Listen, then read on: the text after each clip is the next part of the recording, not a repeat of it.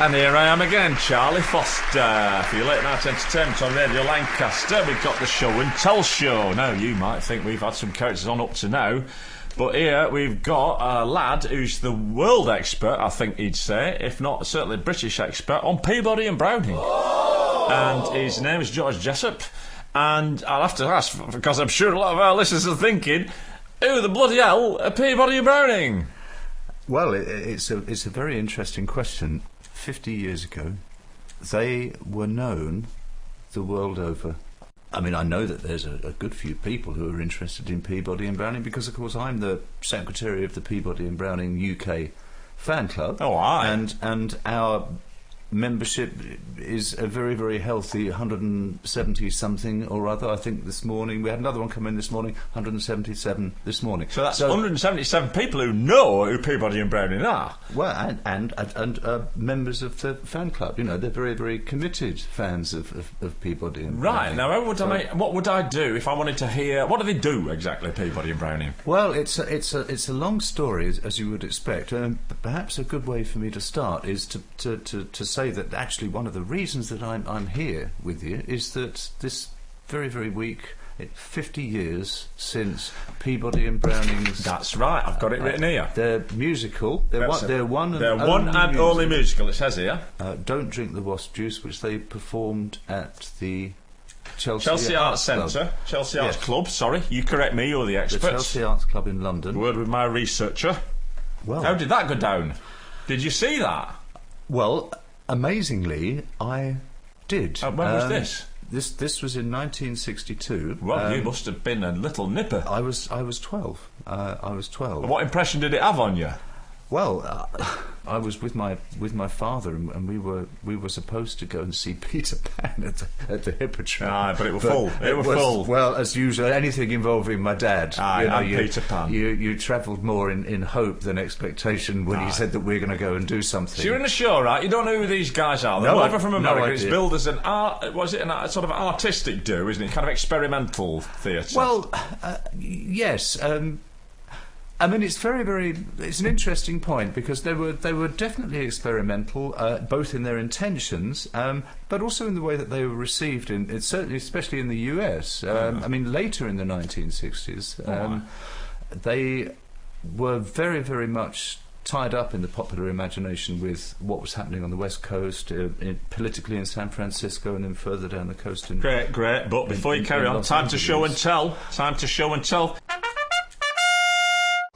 Your first show here, you've got a business card.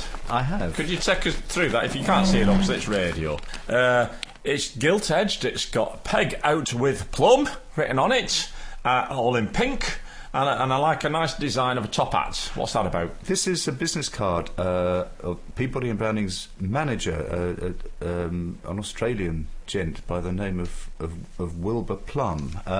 What you need to understand is that sometimes there's a rather thin line between what we take to be the reality of Peabody and Browning's offstage lives and what finds its way into their plays. So Wilbur Plum was both their manager in real life, but he would also turn up within their plays as well, which is what happened in the case of Don't Drink the Wasp Juice. Blimey.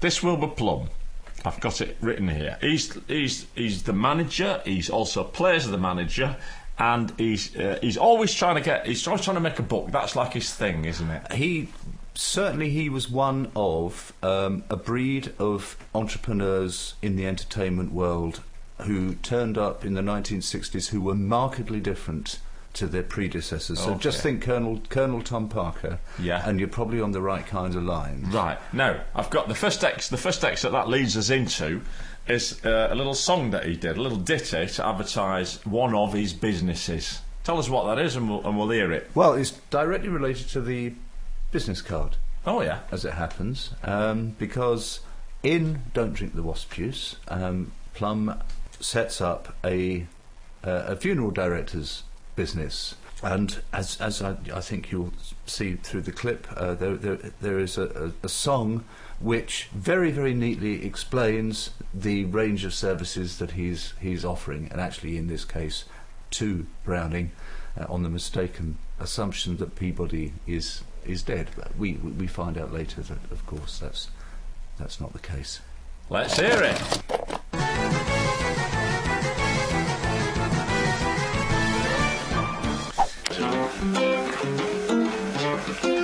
Now listen up, y'all. Because if you don't want a graveyard blunder, back out with Plumdale. Get it under. They're short and sweet, reasonably cheap. Here's a card, just call this number. We'll pick up the stiff, maybe give you a lift. Clear up the mess when it's over. We'll hire you a suit with a top hat to boot, and you, the client, you're in clover.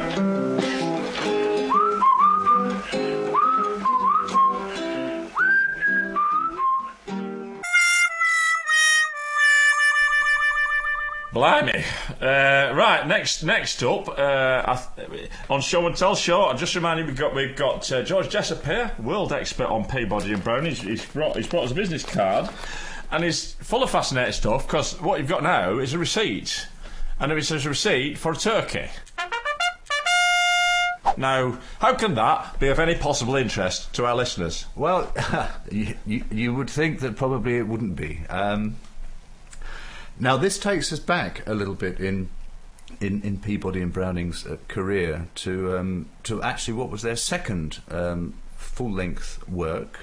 Prior to Wilbur Plum turning up, Peabody and Browning had had a very, very successful radio career. They'd been nominated for awards, all sorts of things, but they fell out of favour. Cut a long story short, the radio station to which they were contracted, they allowed Peabody and Browning to leave. Let's put it like this. What about the turkey receipt?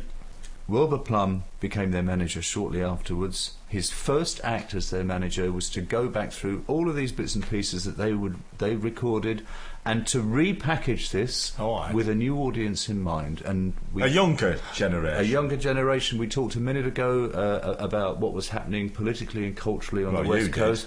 He had an eye on this market, and he decided that he was going to pull together this rather eccentric radio material, the hippie generation, and get it to drugs. Absolutely right. Get it to appeal to the hippie generation. Ideal for drug addicts, really, isn't it?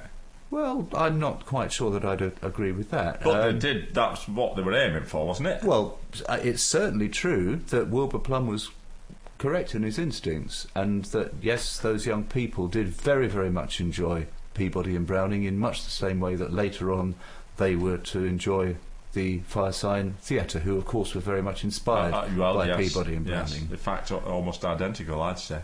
Right, let's hear a little excerpt then from. It's called Talking Turkey, and it's from Peabody and Browning, Living in Vertical.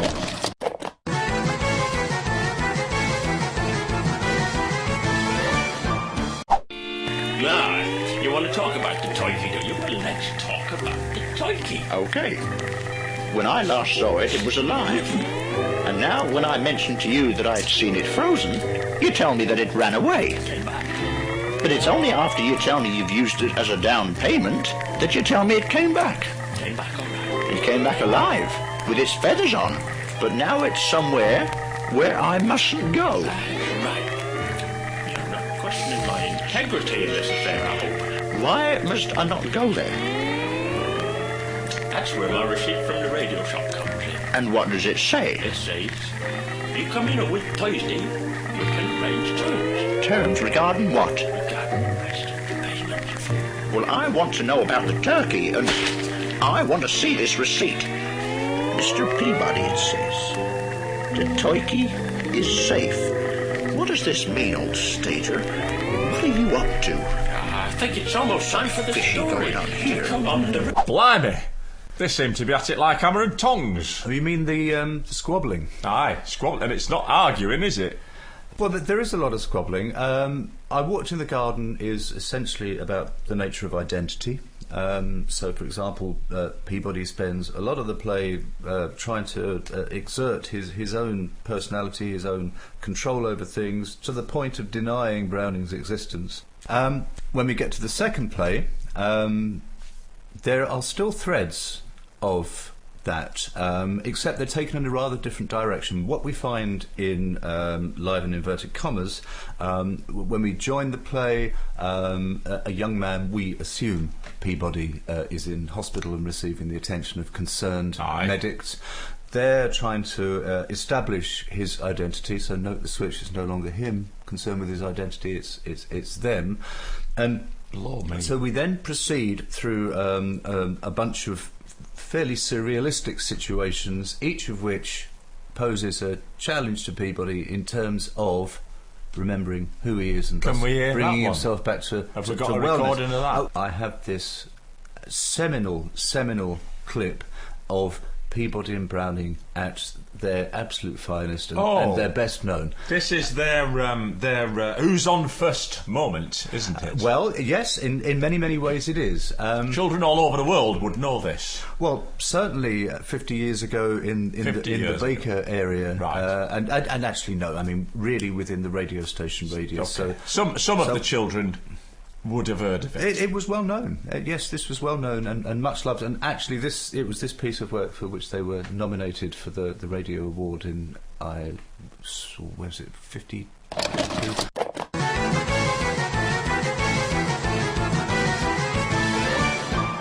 So, how do you make this Chinese custard, Elmer Peabody from Arizona somewhere? Well, you've made your custard to the specifications on the package. You made your custard, it's in the dish. And you take your thin, strips and make them into a shape like one on that old kind of Chinese face, you know, with the slutty eyes and the drooping moustache.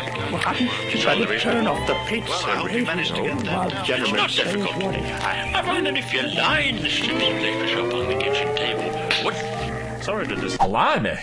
What's all that about? There's all this talking all over it and everything. The way that this play is structured is that what you can hear there at the end, you've got Peabody and Browning listening to news of their own death. And this is a bowl that he made his Chinese custard This in. is the very same bowl in which he made the Chinese custard that you just heard about. He was on the radio telling about Chinese custard while himself was listening to it because he didn't realise why is it always so complicated. Well, interestingly, it isn't always that complicated. What you will find is that the further into Peabody and Browning's dramatic career you go, the less brutal are the means that particularly Browning employs to make his point where Peabody is concerned. It gets simpler. Well, the reason that I brought this cricket bat is... Oh, sorry, you're show and tell. Sorry. This is number 4, ladies and gentlemen. It's cricket bat. Looks like an ordinary cricket bat to me. Signed, though, Luke. Well, can you see what's the signature? It's a Gun and More Cannon cricket bat. I think that this was made sometime in the 1940s, late 1940s. This was Browning's cricket bat because of course Browning, being at a minor public school, was obliged to play cricket, which he did with little satisfaction, it's worth saying. That's right. But in the plays you will find that if Browning feels disposed to quickly end a conversation that he's embroiled in with Peabody, then also doing the majority of the writing, he is able to administer a swift and brutal justice. That's one of his many ways to get himself out of a tricky situation, it says here. Let's see him use it in this next excerpt, which comes from Virtual Reality. Virtual reality, yeah.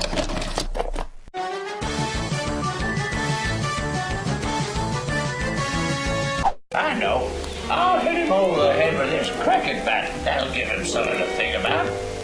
Oh! Blimey! So, in the end, he just clobbers him round the head with a cricket bat. Essentially, yes. He doesn't like write a metaphysical poem about it or have like a cricket bat watch another cricket bat on telly 50 years ago. No, he just hits him very So hard. it's getting simpler and clearer. Well, he hits him very hard Do you with think the cricket bat. Is Browning an angry man?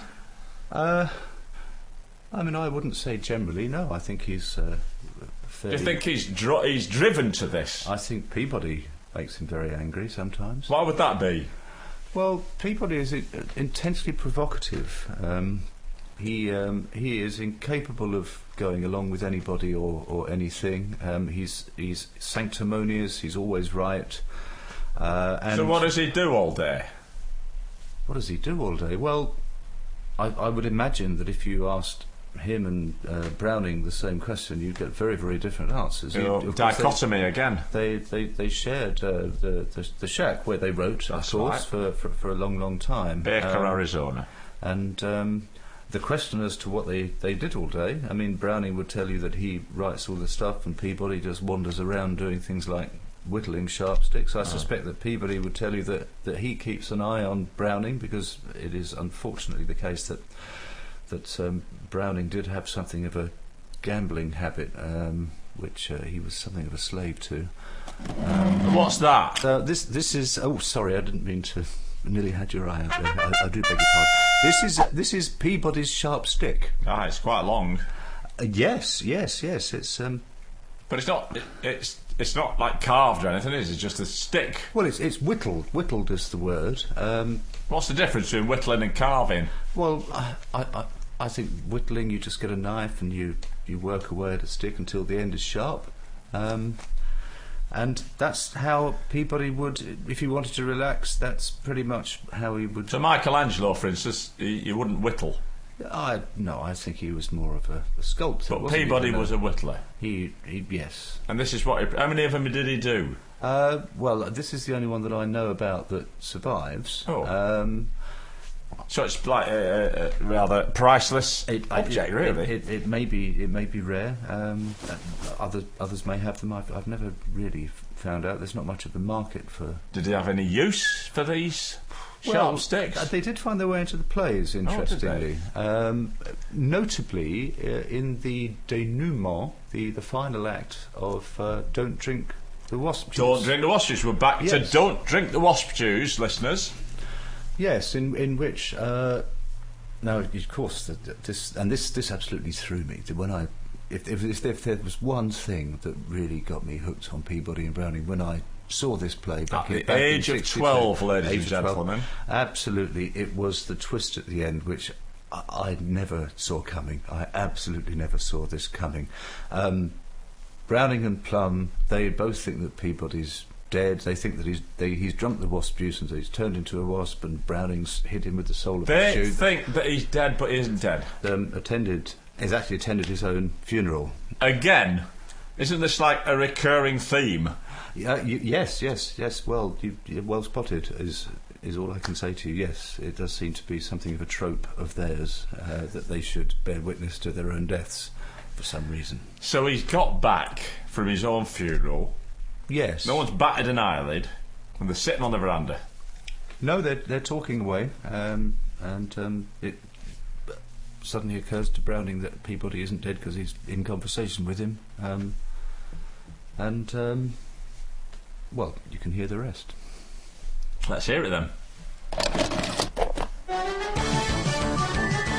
What an expensive service. $1,500. But it was very tasteful. It was. I enjoyed every minute of it. Very, very good. Some of the things that Pastor Plum was saying touched me to the very marrow. Yes, it did. Anyway, you want to be getting along home now? Aye. That's enough funerals for one day. I feel kind of depressed. I don't blame you. Very low. I don't blame you. The old pals gone. Yeah. What was he called? No, I forget. Blimey. Well, it gets stranger and stranger to my Lancastrian ears, I have to say. I hope our listeners are still tuned in. We've got one final item tonight, the oeuvre of Peabody and Browning, and this, I think, George Jessup, is what we could call your pièce de résistance. It's a green metal hornet. Talk us through it. Well, this is very, very precious to me, and for reasons that I will explain to you. It's a beauty. Well, it is. It really, really is. Where's it made? Well, Taiwan? I love this for so many reasons.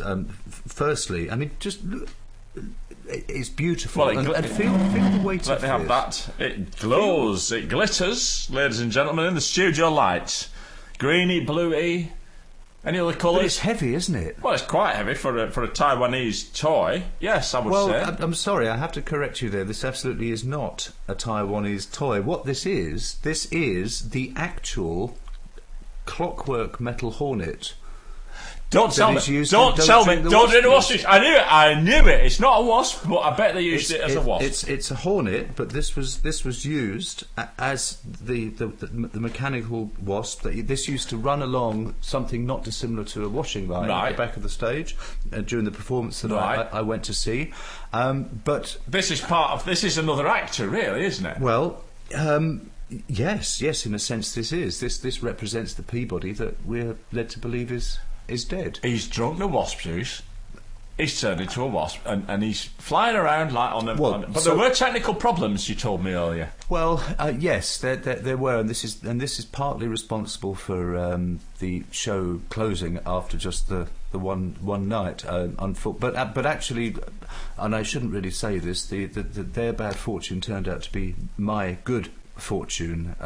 The wasp stopped running at a pivotal point, and oh dear! So they had to stop the performance whilst Peabody and Browning and Plum tried to, because it had got caught up in some. That is a shame. Some wire. So they managed to free it. The recording we've got is from an American show in that case. So the one you saw stopped about 20 minutes in, half an hour. I really can't remember, but what I can remember is that after the show, and this absolutely made my evening, and in fact, 50 years on, the thrill is really no less intense. Your hairs are rising. I went and met Arthur Browning, and he gave me this metal. That is Art Browning's real wasp from I Don't Drink the Wasp Juice. This is the Peabody. Where was Peabody? Otherwise engaged, I was told. Okay. But yes, Plum, was he there? I saw him. Yes, I didn't speak to him. Okay. But that's my story. Well, George Jessup, it's been a roller coaster ride through the career of Peabody. I'm sure there's lots more that we haven't told that we'll have to tell another. We'll have to have you back on the show, George. You've been fascinating, and I've liked every one of your objects. Come up to 3:30 a.m, ladies and gentlemen, on Charlie Foster's show and Tell Show. Next on.